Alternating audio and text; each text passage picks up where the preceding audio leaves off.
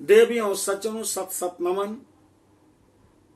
आत्म परिचय 60 के दूसरे परिच्छेद में आप सबका स्वागत है। महाराज अश्वपति ने अपनी पुत्री सावित्री का विवाह सत्यवान से बड़े धूमधाम से कर दिया। गोस्वामी जी कहते हैं कि वही है सोई जो राम रचि राखा, काको तरक बढ़ा वही शाखा। वही है सोई जो राम रचि राखा, काको तरक बढ़ा वही शाखा। वही होगा जो विधि का विधान है, चाहे कितना भी तर्क कुतर्क करो, चाहे जितना तर्क कुतर्क करिए, लेकिन वही होगा। लेकिन यदि हम तपस्या करते हैं तो जो विधि ने रच रखा है वो भी बदल जाता है। जौ तप करई कुमारी तुम्हारी, भाभी मेटी सकै त्रिपुरारी। जौ तप करई कुमारी तुम्हारी, भाभी मेटी सकै त्रिपुरारी। भाग्य को भी बदल देते हैं त्रिपुरारी। तपस्या में अपूर्व शक्ति होती है। सावित्री अपने सास ससुर जो अंधे हैं उनकी जो है सेवा खूब करती है, अपने पति की सेवा खूब करने लगी। और निर्धन की कुटिया में आज एक राजा की पुत्री एक निर्धन धर्म पत्नी का धर्म निर्वाह कर रही है। 1 महीना बीता, 2 महीना बीता, घर में स्वर्ग हो गया। गोस्वामी जी कहते हैं, जहां सुमति तहां संपत्ति नाना, जहां कुमति तहां विपत्ति निधाना। जहां सुमति तहां संपत्ति नाना, जहां कुमति तहां विपत्ति निधाना। सुमति है, संपत्ति आ गई, बहुत दुख है, लेकिन अपने पिता सुपति को नहीं बताती। कहती है कि बहुत अच्छा है पिताजी, सब कुछ ठीक चल रहा है, आप चिंता मत करो। बेटियां ऐसी ही होती हैं, सारे दुख और कष्ट को काट लेती हैं और पिता को नहीं बताती हैं कि मेरे पिताजी का हृदय बहुत टूट जाएगा, हर्ट हो जाएगा, फिर जुड़ नहीं पाएगा। पिताजी का कलेजा वो शीतल ही करती रहती हैं। अपने दुख से तप्त हृदय को, अपने ही अंदर ताप और पीड़ा को झेलती हुई अपने पिता के पास शीतल वाणी में ही उनकी अनुशंसा, अभ्यर्थना, प्रार्थना और आशीर्वाद की आकांक्षिणी होती है।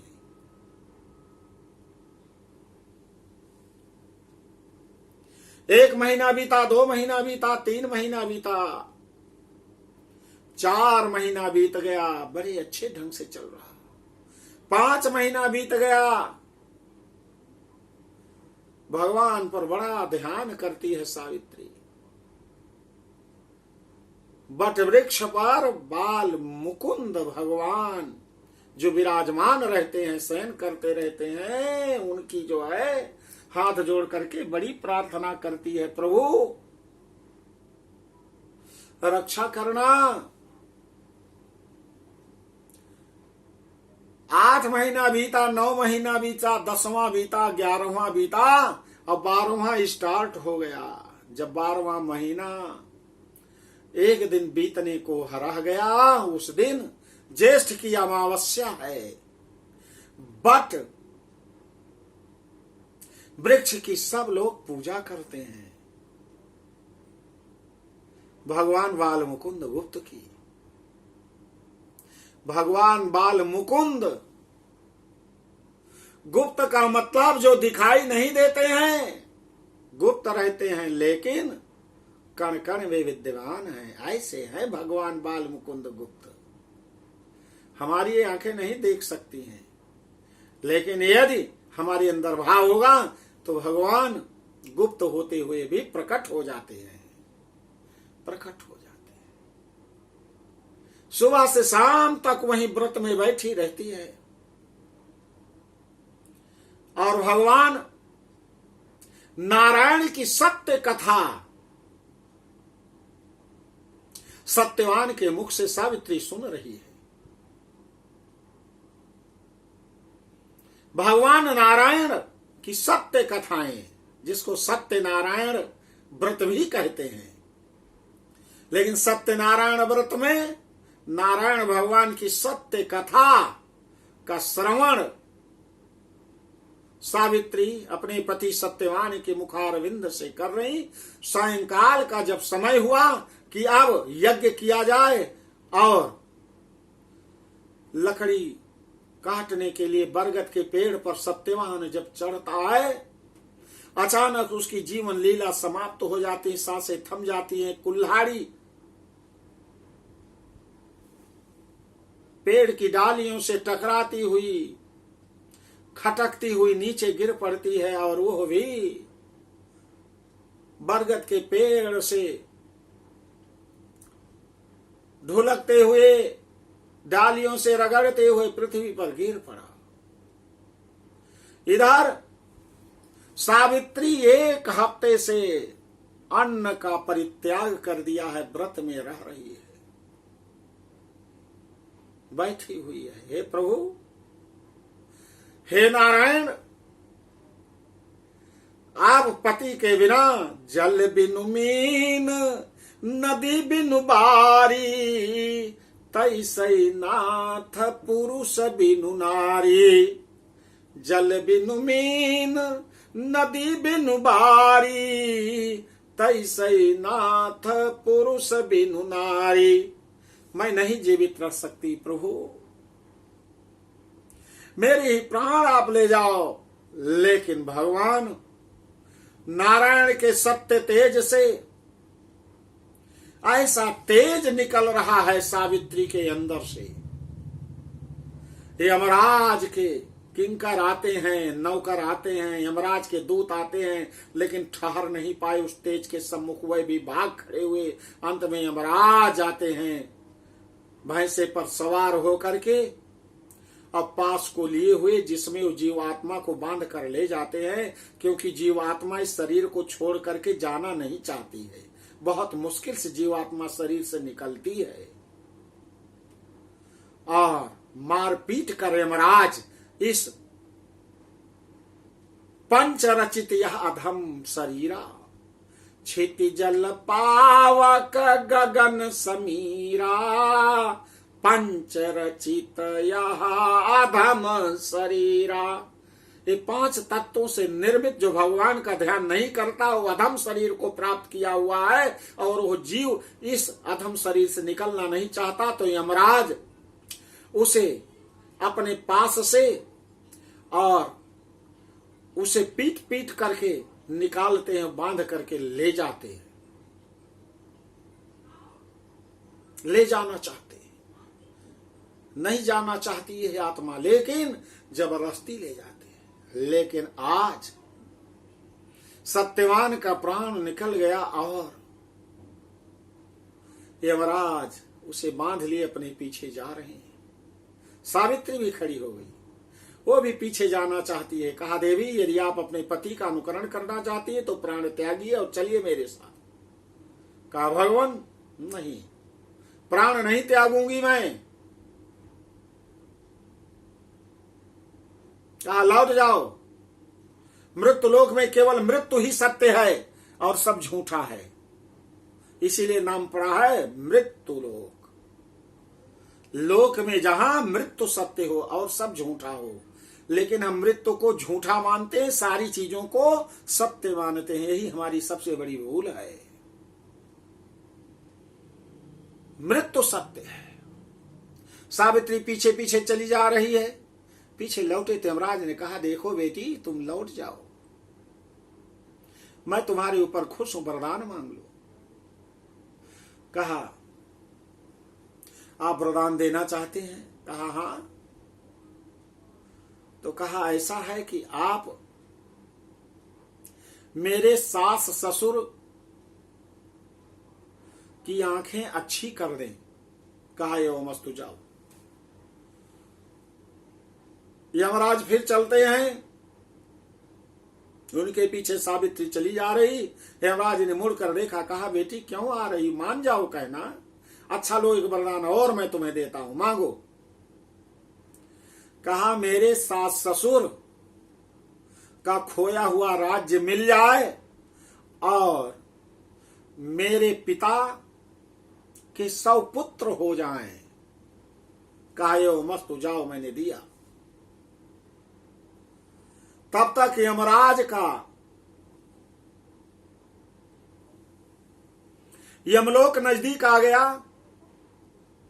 सावित्री चली जा रही है। कहा, बेटी क्या चाहती हो मुझसे? कहा, प्रभु आप मुझे बताइए, ज्ञान दीजिए। जो मृत्यु लोक में मृत्यु ही सत्य है, तो ये कैसे सब झूठा है, इसको बताइए। बड़ा ज्ञान देते हैं यमराज। धर्म अधर्म, सत्य असत्य, न्याय अन्याय, धर्म अर्थ काम मोक्ष, सब कुछ को व्याख्यायित किया, नरक का व्याख्यान दिया, सब कुछ बताया। कहा, बेटी लौट जाओ। अब यमराज अपने यमलोक में प्रवेश करना चाहते हैं। उसी समय पीछे मुड़कर देखते हैं, सावित्री चली जा रही है। कहा, बेटी मान जाओ, बहुत समझा रहा हूं। अच्छा, एक वरदान और ले लो। कहा, आप वरदान देना चाहते हैं तो मेरे पति के द्वारा मुझे पुत्र की प्राप्ति हो जाए। कहा, एवमस्तु, जाओ, अब मुझे जाने दो। थोड़ी दूर पुनः जैसे दरवाजा बंद करना चाहते हैं यमलोक का, उसी समय देखा। कहा, बेटी अब मैं तुम्हें शाप दूंगा, तुम भस्म हो जाओगी, नहीं मान रही हो कहना। कहा, प्रभु मेरी एक बात सुन लो, आप मेरे पति को लिए चले जा रहे हैं तो मुझे संतान कैसे मिलेगी? मैं तो भारत की नारी हूं, पतिव्रता नारी हूं। अंत में अपनी भूल को स्वीकार किया और यमराज ने सत्यवान के प्राणों को छोड़ दिया। इस प्रकार उस वट वृक्ष के नीचे सावित्री आती है, जहां पर मृतक देह है। थोड़ी देर में सत्यवान जीवित हो गए और बड़े प्रसन्नता के साथ उसी समय उनका राजपाट भी वापस मिल गया था। उनके पिता दिमत सेन की आंखें अच्छी हो गई थीं, माता की आंखें अच्छी हो गई थीं और अश्वपति को 100 पुत्र भी प्राप्त हुए।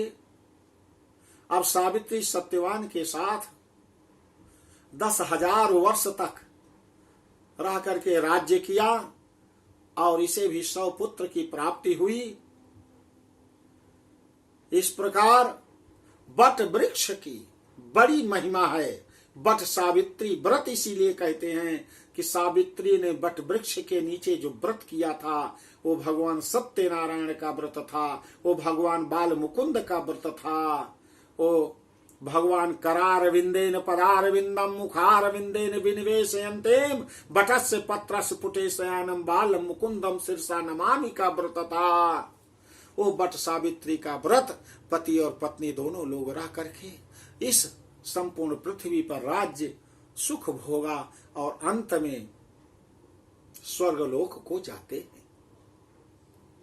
तो हमारे यहाँ विशेष रूप से केवल पत्नियां वट सावित्री का व्रत करती हैं और किसी ना तो आचार्य को ले जाती हैं ना किसी कर्मकांडी ब्राह्मण को ले जाती हैं, कैसे पूजा होनी चाहिए, जो कुछ जानती हैं उसी प्रकार करती हैं। तो मेरा निवेदन है कि वह आचार्य या इसके विशेषज्ञ पुरोहित को लेकर के और भगवान सत्यनारायण के इस व्रत को, बाल मुकुंद के इस व्रत को रखें पति और पत्नी के साथ। भले ही एक साल में एक बार यह भी व्रत आता है, और शाम तक व्रत को रखें और व्रत को रखने के बाद नारायण की सत्य कथा को सुने और यज्ञ करें।